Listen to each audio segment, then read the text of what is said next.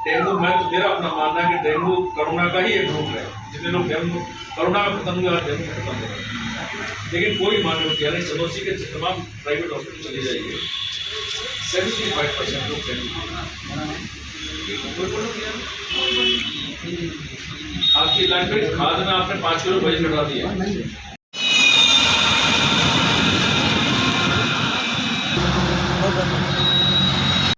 मैं सतीश प्रेमी हूँ। सतीश जी, किस जगह से चुनाव लड़ रहे हैं आप इस टाइम?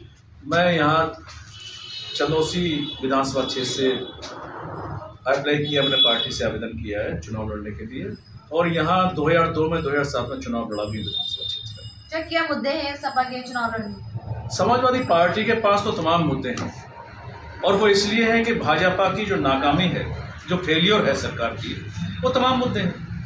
किसानों का मुद्दा, नौजवानों का मुद्दा, छात्रों का मुद्दा, दलितों का, पिछड़ों का उत्पीड़न, तमाम चीज़ें।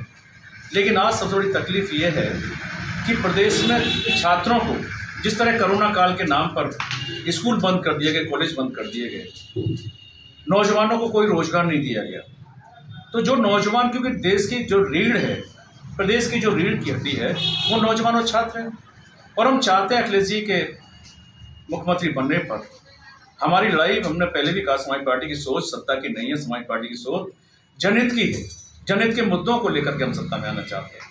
हम सत्ता में गरीबों को, मजदूरों को उनका हक दिलाने के लिए लाना चाहते हैं। किसानों के हित में क्या कहना चाहते हैं? जो 11 महीने से किसान आंदोलन चल रहा था, उसके बाद प्रधानमंत्री ने इसके कृषि कानून को वापस लिया, इस विषय में क्या? किसान आंदोलन एक देश का नहीं बल्कि अंतर्राष्ट्रीय बड़ा आंदोलन है, जिसने ये साबित किया कि किसान, मजदूर, गरीब अपने हक की लड़ाई लड़ेगा। तो ना आज़ादी की लड़ाई में फेलियर हुआ है, ना आज फेलियर हुआ है। जो आंदोलन धर्म जाति से परे हो जाता है और हक की लड़ाई लड़ने लगता है, तो वो अपना सर्वत्र नौशावर करने को आता है। प्रकाश जी कह रहे हैं हम अब भी, क्या हमें आप बंद कर दिए, क्या आप हमें मरवा दिए, हम अब भी आंदोलन बंद नहीं करेंगे, इस पर क्या कहना है? मैं इसलिए कहना चाहता हूँ कि आंदोलन केवल इसलिए, ये तीनों जो कृषि काले कानून हैं, केवल इसलिए वापस लिए गए कि पंजाब में और उत्तर प्रदेश में विधानसभा चुनाव सन्निकट है। अगर विधानसभा चुनाव सन्निकट न होता तो मोदी जी, योगी जी इस कृषि कानून को वापस नहीं लेते, काले कानूनों को। और वो इसलिए नहीं लेते कि हमने कहा कानून अगर आपका सही था तो आपको इतने दिन आप बैठे हुए क्या कर रहे थे? 1 साल से 1 साल उन्होंने गर्मी, सर्दी, धूप, छाँव झेली है। और मुझे तकलीफ इस बात की है कि 700 लोग किसान खत्म हो गए उस आंदोलन के नाम पर। बाबा संता सिंह जैसे अभी वहाँ तक नहीं पहुँचा पाते। अगर बात अखिलेश जी ने कहा कि पहली कैबिनेट की बैठक में हम 10 लाख नौजवानों को रोजगार देने की बात करेंगे। पहली बैठक में, कैबिनेट बैठक में, प्रत्येक परिवार को प्रदेश के 300 यूनिट बिजली फ्री देंगे। क्योंकि आज किसान गरीब, आज देहात में चले जाइए, मैं आप चैनल के माध्यम से कह रहा हूँ, देहात में चले जाइए, वो लोग जिनके घर पे बल्ब नहीं जलता, केवल लाइट का कनेक्शन भी नहीं है, जनता योजना में उन्होंने चलाए थे कनेक्शन, लेकिन वो भी 5-5 हज़ार का बिल उसके ऊपर बकाया है। कल मेरे पास एक साहब आए थे जिनके अभी 1 साल करीब 6 महीने पहले ससुर की डेथ हुई थी, अभी 2 महीने पहले पति की डेथ हुई थी।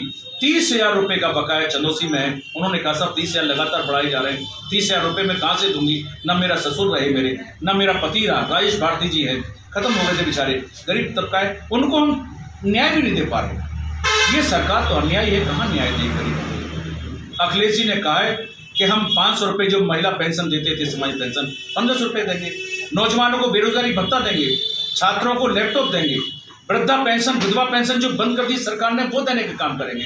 तो खुशहाली की सरकार आने वाली है। और आप चैनलों के माध्यम से भी हाथ जोड़ के अनुरोध करता हूं कि आप चौथा स्तंभ में न्याय की बात करिए, हित की बात करिए, इस प्रदेश को खुशहाल बनाने का काम करिए। आएंगे, दलितों की, मजदूरों की, गरीबों की, सबकी सरकार होगी और सबके हितों की लड़ाई लड़ी जाएगी। हम उस गरीब के, मजदूर के झोंपड़े में रोशनी का चिराग जलाना चाहते हैं, उसके बच्चों को तालीम दिलाना चाहते हैं, उसके बच्चों को रोटी दिलाना चाहते हैं। कहीं ना कहीं ओवैसी जी से भी खतरा है सपा को।